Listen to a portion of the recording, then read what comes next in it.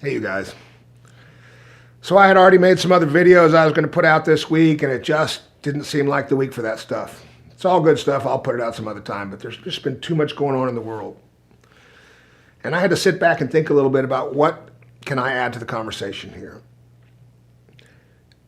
And what's come to me is I want to talk today about how we turn our anger and our rage and our sorrow over the things that have been happening into a sustained change, a sustained effort to make something different. I completely understand everything that's been going on. I lived in LA during the riots, and it became apparent to me that society as a whole is based on an agreement.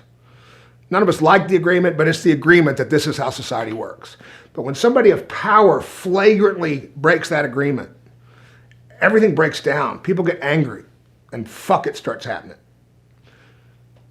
I even understand some of the rioting and the looting. I'm exceedingly grateful that it's passed, that we're moving into the second stage of things, and that it hasn't all dissipated. Because we got to find a way to take our anger and our disappointment with the system and our rage and transform it into a sustained determination to effect change. And sustained is the key word there, because nothing's going to happen soon and nothing's going to happen quick.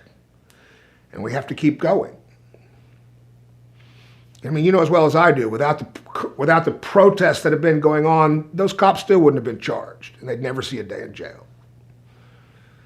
But we can't stop just because they've been charged, because that's not change. It may be justice, but it's not change. So I'm hoping that 2020 for America is like September and October of 1998 were for me. I had been spiraling downward into a long heroin addiction for years, and life was getting more and more terrifying and more deadly and more insane. And I finally got to a place in October of 98 where no matter how scary the future was, and no matter how confused and terrified and mysterious it all was, I didn't care what it took. I had to make a decision to find a solution, and I launched out into that decision, and I found people to support me. And 20 years later, I got the biggest, coolest life I can imagine. I just wanted to stop hurting. And it got so much better than that. I'm really hoping 2020 is America hitting bottom, shaking us out of our slumber, shaking us out of our willful ignorance, shaking us out of our armchair quarterback social media bullshit and into doing something actual that actually causes change. In the recovery world, we talk about the Serenity Prayer a lot. God grant me the serenity to accept the things I can't change, the courage to change the things I can, and the wisdom to know the difference. Right now, it's time to pray for courage, whether you believe in God or not. It's time to pray for courage. What are the things I can change? What are the things I can change locally or regionally or nationally? And voting is a piece of the equation. It's built into the system. You got to do it. And I don't want to hear about lesser of two evils, because there's really only one evil on the ballot in November. But what else can I do? How can I use whatever talents and abilities and resources I have in concert with everybody else's talents and abilities and resources to start affecting change right here where I live, wherever you live? What can I do? And it's going to be long, and it's going to be hard, and it's going to be frustrating, and it's going to be scary, and just because you don't know the answer doesn't mean there's not an answer.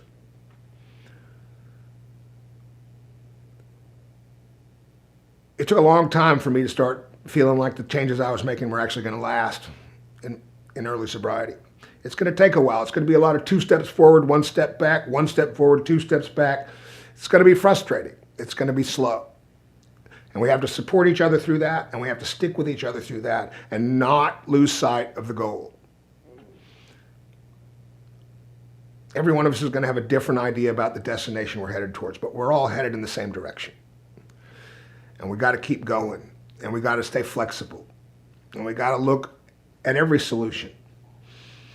We can't get pissed off when things don't go the way we think they need to go and take our toys and go home. That's not how change happens. You know? Our country is built on compromise. In a real compromise, nobody gets what they want. But if we throw our efforts together, we can build a better life for this country. Not just for me, not just for you, not just for black people or brown people, but everyone. Even the people who are actively fighting against us in the change. They have to be included in the equation too. This is daunting. But it's what's in front of us. And it's the task that we have to do right now. And it may be the very thing, this pandemic, all of it may have set the stage for us to reconnect with each other and stop standing at our goddamn phones and actually get out there into the world and make something different with the help of each other. I'll see you out there. I'm not hard to find. If you're struggling, reach out. Let's talk. See you soon.